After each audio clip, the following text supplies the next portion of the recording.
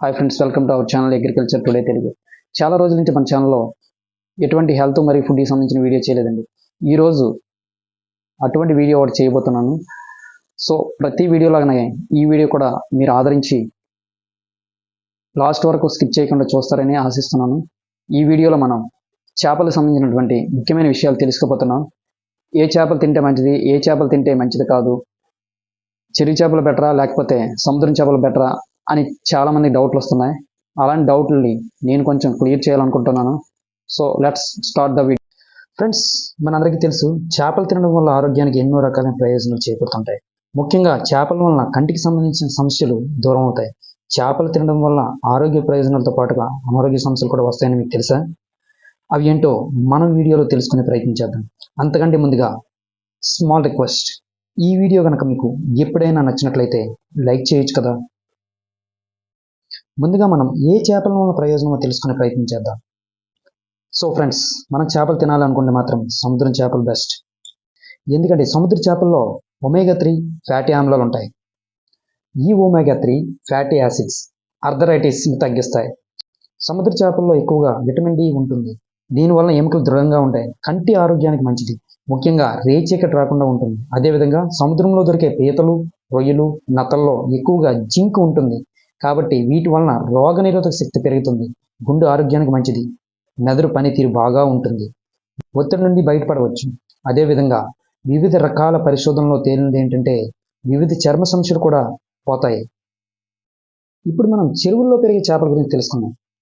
ప్రస్తుతం ఉన్న పరిస్థితుల్లో మనం అనుకున్నంత మంచి చేపలు అయితే చెరువుల్లో పెరగట్లేదు. కారణం వాటికి వేసే మేత, ఆహారం. ఎక్కువగా మనం చూస్తూ ఉంటాం కదా, మన పల్లెటూరులో కనిపించే చెరువుల్లో పెరిగే చేపలకు ఆహారంగా చికెన్ వ్యర్థాలను వేస్తుంటారు. అవి మీకు తెలుసా? ఇలా చికెన్ వ్యర్థాలను వేసి వివిధ రకాలైనటువంటి చేపలను పెంచుతున్నారు. మీరు చూస్తూనే ఉంటారు కదా, ప్రతి చికెన్ షాప్ దగ్గర ఎంత వేస్టేజ్ ఉంటుందో.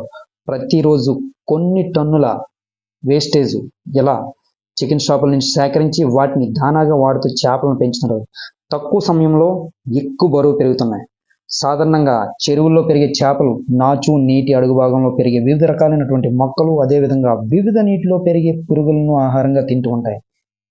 మంచినీటిలో పెరిగే చేప అయితే నెలకి 1/2 కేజీ నుంచి 1 కేజీ వరకు పెరుగుతుంది. అదే చేప చికెన్ వేస్టేజ్ తింటే 2 కేజీల నుంచి 4 కేజీల వరకు పెరుగుతుందంటే చూసారు కదా ఎంత దారుణం. అదేవిధంగా ఇవి సాధారణంగా దొరికే చేపల దానా కంటే కూడా తక్కువ రేటుకి దొరకడంతో తక్కువ ఖర్చుతో ఎక్కువ లాభాలను పొందుతున్నారు. ఇలా పెంచినటువంటి చేపలను ముఖ్యంగా సిటీస్లో ఉండే పెద్ద పెద్ద రెస్టారెంట్లకి లేదా వివిధ రాష్ట్రాలకు తరలిస్తున్నారు. వీటి వలన వచ్చే ఆరోగ్య సమస్యలు, ఇలా పెరిగే చేపలను తింటే గుండె సంబంధిత వ్యాధులు వస్తాయని డాక్టర్లు అంటున్నారు. అదేవిధంగా ఈ మధ్య కాలం ఎక్కడ చూసినా కూడా ఎక్కువగా నీరు కలుషితం అవుతుంది. మరీ ముఖ్యంగా చెరువుల్లో చెప్పక్కర్లేదు. దీని ప్రధాన కారణం ఒక ఊర్లో ఉండే చెరువుకి ఆ ఊర్లో నుంచి వచ్చే డ్రైనేజ్ మొత్తం వెళ్తుంది. ఇది కాదనగలరు ఎవరైనా సరే.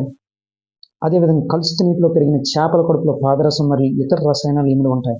ఇవి ఎలా ఉన్న క్రమంలోనే మనం మన కడుపులోకి ఆహారంగా వీటిని తింటూ ఉంటాం.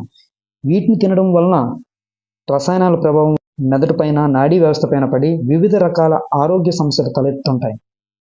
అదేవిధంగా గర్భిణులు అయితే ఇంకా జాగ్రత్తగా ఉండాలి. చేపలు అతిగా తినడం వల్ల అది తల్లి బిడ్డలు ఇద్దరిపైన ప్రభావం చూపుతుంది.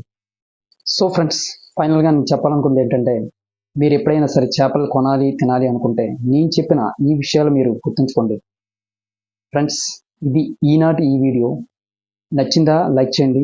మీ ఫ్రెండ్స్ అండ్ ఫ్యామిలీ మెంబర్స్కి షేర్ చేసి ఎవరైనా సరే సబ్స్క్రైబ్ చేసుకున్నట్లయితే సబ్స్క్రైబ్ చేసుకుంటారని నేను ఆశిస్తున్నాను.